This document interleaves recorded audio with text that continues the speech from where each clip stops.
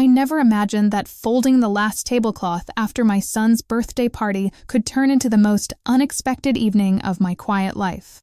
The kitchen still smelled of rosemary and lemon cake, and the late October light was fading through the curtains like a slow apology. Paper napkins fluttered in the breeze from the cracked window. The house was settling back into silence after hours of laughter and music and plates being passed from hand to hand. And then I heard a gentle knock at the door, and everything I thought I knew about being alone began to quietly unravel. Before we go any further, don't forget to subscribe, leave a like, and write in the comments which city you're listening from. It means a great deal to us. I was 68 years old that autumn. My husband, Gerald, had been gone for 7 years. 7 seasons of waking to an empty pillow beside me, 7 years of making coffee for one and pouring the rest down the sink. My son, David, had turned 41. He lived 2 towns over with his wife and their little girl, and every year I insisted on hosting his birthday here, in this house where he grew up, where the wallpaper in the hallway still shows the pencil marks of his height from when he was 8. I suppose I needed the noise. I needed the kitchen to be full of arms reaching for platters, needed the sound of someone calling my name from another room. The party had been lovely. 12 people, maybe 14, I never count carefully.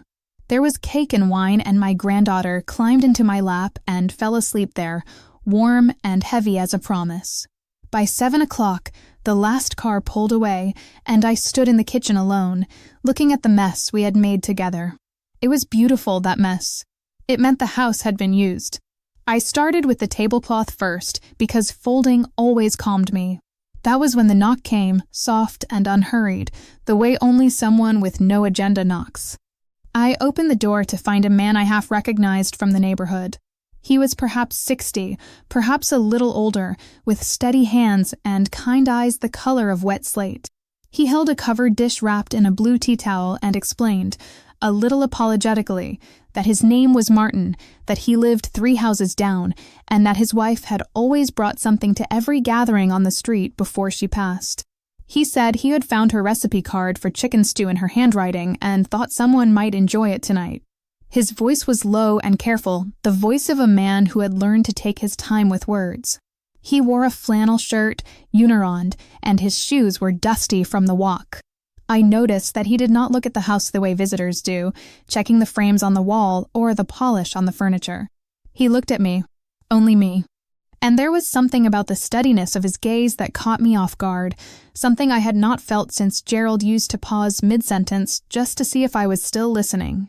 I invited him in, because it seemed wrong to send a warm dish straight back into the cold. The kitchen was still scattered with plates and glasses, and I gestured to the mess without apology. He set the dish on the counter and looked around the room as though he understood exactly what had happened there that afternoon. I put the kettle on, more out of reflex than politeness, and found myself moving through the familiar motions of brewing chamomile tea while he quietly gathered the napkins from the floor. I had not asked him to do that. He simply did it, folding them into neat squares and stacking them on the table the way someone does when they are used to keeping a house. The room felt different with 2 people in it, smaller somehow, warmer, like a sweater that finally fits. I wiped down the counter, and he carried the glasses to the sink, and we moved around each other without speaking, the way 2 dancers might if they had rehearsed a song they had never danced to before. The floorboards creaked under both our feet, and I could hear the soft rhythm of his breathing, steady and calm. I caught myself standing closer to him than I meant to, watching his hands as he rinsed each glass and set it on the rack. He did not seem to notice. Or if he did, he was kind enough to say nothing. He asked about the party, and I told him it was my son's birthday, that he was 41, that the years moved faster than anyone prepares you for. Martin smiled at that and said his own daughter had just turned 38 and still called every Sunday without fail. Then there was a pause, and I said something I had not planned to say, that the hardest part of the evening was always after, when the house remembers what fullness sounds like and then has to learn silence again. He was quiet for a moment. Then he looked at the dish on the counter and said, "Some things taste better after they have been shared." It was a simple sentence, about stew, about a recipe written in a dead woman's handwriting. But I heard the other thing underneath it, the thing he was saying about grief and about what we carry in silence. I paused with my hand on the teapot and did not respond right away, because I was not sure my voice would behave. The rain began around 8, a soft tapping on the window that neither of us acknowledged at first. He noticed a loose tile near the base of the kitchen counter and said he could fix it in 2 minutes if I had any adhesive.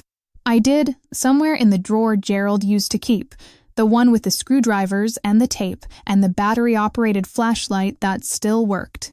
Martin knelt on the floor and pressed the tile back into place, and I sat at the kitchen table watching the quiet concentration of his shoulders. When he finished, I offered him a bowl of the stew he had brought, and he accepted without fuss. We sat across from each other at the small table by the window, holding our mugs, looking out at the rain softening the edges of the yard. Time moved strangely that evening. It could have been 30 minutes, or it could have been 2 hours. He did not glance at his watch. I did not suggest he should leave. The rain was a curtain, and behind it, the world outside had paused, and there was nothing to do but stay. He asked me about Gerald, not with the careful tone people use when they are afraid of upsetting you, but the way you ask about someone you know mattered. I told him that Gerald had been a quiet man, not cold but still, a man who showed love by leaving the porch light on and remembering which brand of jam I preferred. I told him that what I missed was not romance or adventure but presence, the simple fact of another body in the room, someone to narrate the evening to, someone who already knew the story. Martin listened without interrupting.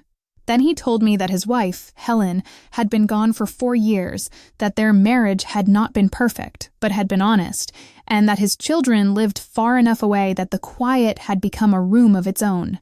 He said he had simplified his life to its essentials, that he cooked for himself and walked the neighborhood and sometimes fixed things for people on the street, not because they asked, but because the work of his hands was the only language he trusted anymore. Neither of us offered comfort in the way people usually do. There were no platitudes, no reassurances that time heals. We simply sat in the recognition of loneliness meeting loneliness, 2 people who had not spoken honestly in a very long time, surprised to find themselves doing it now. And then the rain softened, and the kettle clicked off, and we were quiet together, and that quiet felt like something neither of us had permission to name. At some point, he reached across the table and placed his hand over mine. His fingers were warm and a little rough, the hands of someone who worked, and he did not grip tightly or pull away. He simply held my hand the way you hold something fragile that you are not sure belongs to you yet. I did not pull away. I did not explain it to myself. I sat very still and felt the weight of his palm against my knuckles, and for the first time in 7 years, I did not feel the need to fill the silence with words. It lasted perhaps 10 seconds, perhaps a minute. Time was still behaving badly. And when he let go, gently, like setting down a teacup, I looked at him, and I felt something I had almost forgotten was possible. I felt seen. Before he left, we stood at the door, and he mentioned that the loose tile would hold, but he could come back next week to check on it. I told him I had a garden that needed clearing before winter, and he said he was good with his hands and could use the exercise. We spoke of small practical things, the way people do when they are afraid to say what they actually mean. He stepped out into the rain, which had softened to a mist, and I watched him walk down the street, his silhouette dissolving into the blue-gray evening. I closed the door and stood in the kitchen. The stew was still warm on the counter. The tablecloth was folded. The tile was set, and I understood, standing there in the quiet, that something else in the house had been repaired that night, something I had not known was broken. Some repairs go deeper than the wall they fix. It is never too late to feel the gentle surprise of someone knocking on your door, not with urgency, but with care, carrying exactly what you did not know you needed.